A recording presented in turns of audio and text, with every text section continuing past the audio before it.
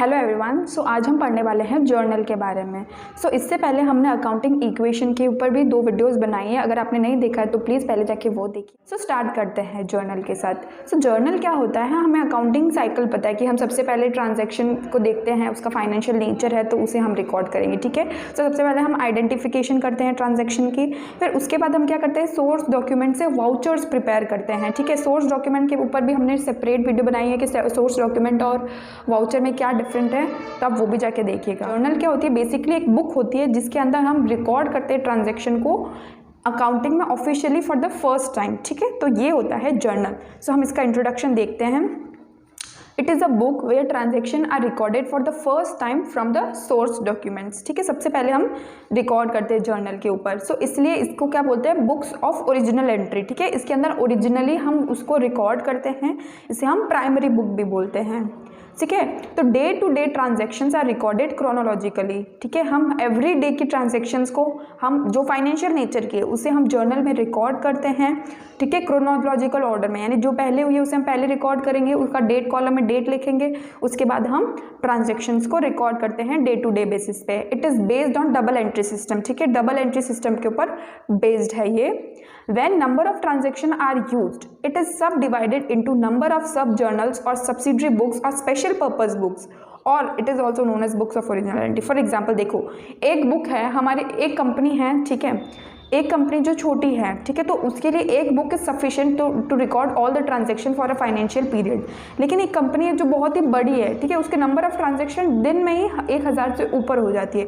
तो is it possible to maintain a single book, क्योंकि वो बहुत बल्कि हो जाएगी, इसलिए उस जर्नल को क्या करते हैं, हम अलग अलग जर्नल्स में डिवाइड कर देते हैं। ठीक है, कि फॉर एग्जाम्पल ये परचेज की जर्नल है कि इसके अंदर जो भी परचेज रिलेटेड होगा हम रिकॉर्ड करेंगे, ये सेल्स रिलेटेड हो गई, ये अदर एक्सपेंस रिलेटेड हो गई। ठीक है, तो उसके अंदर क्या करते हैं, हम एक पर्टिकुलर पर्पस के लिए एक पर्टिकुलर बुक प्रिपेयर कर लेते हैं ताकि हमारी कन्वीनियंट भी रहे और बल्कि भी नहीं हो। ठीक है, तो वो भी जर्नल ही होता है, बस उसके वो बहुत सारी बुक्स हो जाती है, उसके लिए हम इसे सब्सिडरी या स्पेशल पर्पस बुक्स या सब जर्नल्स बोलते हैं। तो होते वो भी ओरिजिनल एंट्री वाली बुक्स ही है। ठीक है, so it provides date wise record with details of accounts to be debited and credited and the amount। ठीक है, तो इसके अंदर हम डेट वाइज रिकॉर्ड मिलता है हमें। इस डेट वाइज रिकॉर्ड मिलता है एंड डिटेल्स मिलती है अकाउंट्स की। ठीक है, नरेशन होता है नीचे, उसके अंदर हम डिटेल्स लिख देते हैं, कौन सा अकाउंट डेबिट होगा, कौन सा अकाउंट क्रेडिट होगा, और उसका अमाउंट भी लिख देते हैं। तो ये हो गया हमारे इंट्रोडक्शन अबाउट जर्नल की। एक बुक ऑफ ओरिजिनल एंट्री होती है जिसे हम क्रोनोलॉजिकल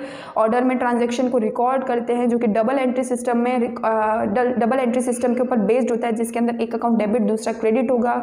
ज़्यादा हो गई ट्रांजेक्शन्स तो उसे हम डिवाइड कर देंगे सब्सिडरी बुक्स में। ठीक है, और इसके अंदर प्रॉपर सारी डिटेल्स मिलती है। तो मीनिंग क्या है, journal is a book of original entry in which transaction are recorded for the first time as and when they take place. ठीक है, हम डिस्कस तो कर चुके हैं कि जर्नल एक बुक ऑफ ओरिजिनल एंट्री है जिसके अंदर हम सबसे पहले ट्रांजैक्शन को इसके अंदर रिकॉर्ड करते हैं जैसे और जब ये होती है।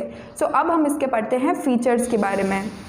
सबसे पहला फीचर है कि recorded for the first time. सबसे पहले यहाँ पे हम रिकॉर्ड करते हैं, यहाँ से हम लेजर में इसकी पोस्टिंग करते हैं। लेजर क्या होता है उसके लिए भी सेपरेट वीडियो आएगी, बस अभी के लिए हमें इतना पता होना चाहिए कि जर्नल से हम और बेटर हम इसके अच्छे से ट्रांजेक्शन को अंडरस्टैंड कर सके, इसके लिए हम लेजर में उसको पोस्ट करते हैं, यानी ट्रांजेक्शन को लेजर में डाल सकते हैं इन मोर क्लासिफाइड फॉर्म। ठीक है, same day transaction recorded on same day, आज की ट्रांजेक्शन आज ही रिकॉर्ड होगी।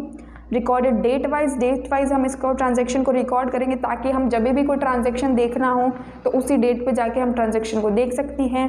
ट्रांजैक्शन की कंप्लीट डिटेल्स ये प्रोवाइड करता है, कौन सा अकाउंट डेबिट है, कौन सा अकाउंट क्रेडिट है, नरेशन में सारी डिटेल्स आ जाती है, ट्रांजैक्शन के लिए अमाउंट आ जाता है, डेट आ जाती है।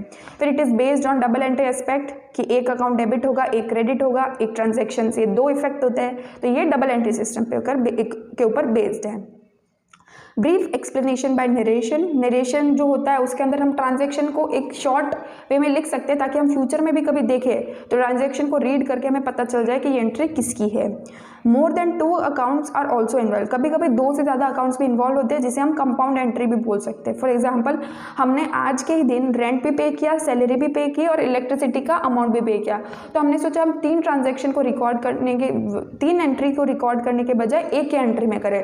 तो हमने rent, salary, electricity debit to bank कर दिया, तो ये एक एंट्री हो गई और उसमें 4 अकाउंट इन्वॉल्व हो गए, तो इसे हम कंपाउंड एंट्री कहेंगे। ठीक, तो अब हम इसके फंक्शंस पढ़ेंगे।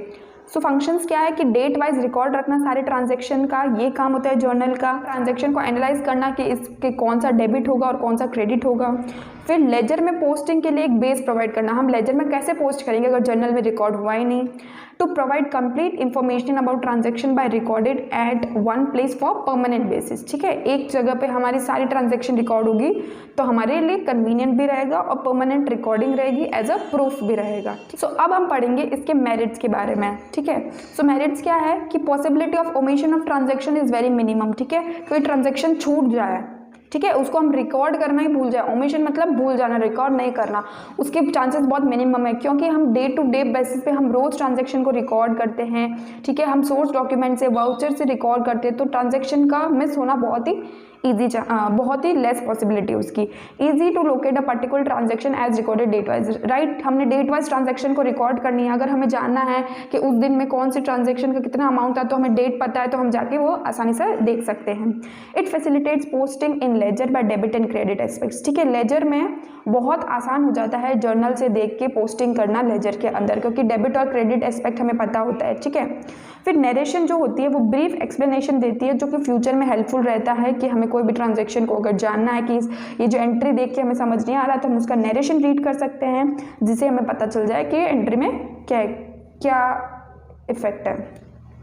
Cross checking with ledger is convenient when trial balance does not agree. ठीक है, तो हम जो ट्रायल बैलेंस बनाते हैं कभी कभी उसके बैलेंस इक्वल नहीं आते, तो हम लेजर में चेक करते हैं, तो लेजर के जो भी हमने रिकॉर्ड किया हुआ है उसका हम क्रॉस चेकिंग कर सकते हैं जर्नल के साथ। ठीक है, सो ये इसके कुछ मेरिट्स हो गए। अब हम इसके डीमेरिट्स पढ़ते हैं। सो डीमेरिट्स क्या है, सबसे पहले it is very difficult to record the number of transactions is huge, it becomes bulky. So जब ट्रांजैक्शन बहुत ज़्यादा होते हैं, देखा जैसे हमने देखा था, तो जर्नल में रिकॉर्ड करना पॉसिबल नहीं हो जाता है। ठीक है, पॉसिबल नहीं होता है, ये हमारे लिए टीडियस वर्क हो जाएगा, तो इसके लिए हम क्या बनाते हैं, सब्सिडरी बुक्स, तो ये जर्नल वहाँ पे वर्क नहीं करता है। Repetitive nature transaction involve debiting and crediting again and again, it involve repeating posting labour also.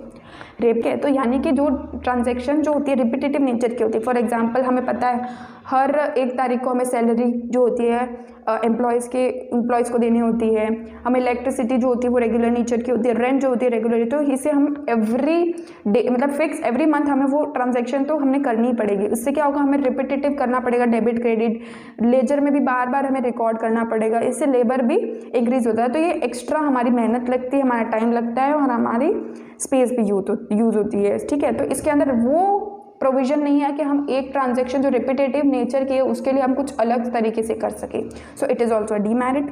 It is not helpful in knowing the cash balance at the end of the day, hence cash book has to be maintain. ठीक है, हम transaction को day to day basis पे हम रोज़ record करते हैं, लेकिन still उससे हमें कैश बैलेंस प्रोवाइड नहीं होगा, उसके लिए हमें कैश बुक अलग से सेपरेट मेंटेन करनी ही पड़ेगी, जिसके अंदर हम सारे हमने जो भी कैश में डीलिंग्स की है उसे हम रिकॉर्ड करेंगे, तभी हमें eight the end of the day हमें कैश बैलेंस मिलेगा। जर्नल के हेल्प से हमें कैश बैलेंस नहीं मिलता है। Also it does not provide prompt information. ठीक है, अगर हमें क्विक इन्फॉर्मेशन चाहिए तो हम जर्नल की हेल्प से नहीं कर सकते। ठीक है, आई होप आपको ये वीडियो क्लियर हुआ हो। इस वीडियो में हमने जर्नल की introduction, meaning, definition, features, merits, demerits देखे हैं। नेक्स्ट वीडियो में हम देखेंगे कि हम जर्नल के प्रैक्टिकल क्वेश्चंस कैसे करते हैं, उसका फॉर्मेट क्या होता है। So stay tune and I hope आपको ये वीडियो क्लियर हुआ हो। अगर आपको कोई भी डाउट या सजेशन है तो please leave a comment in the comment section. Thank you for watching.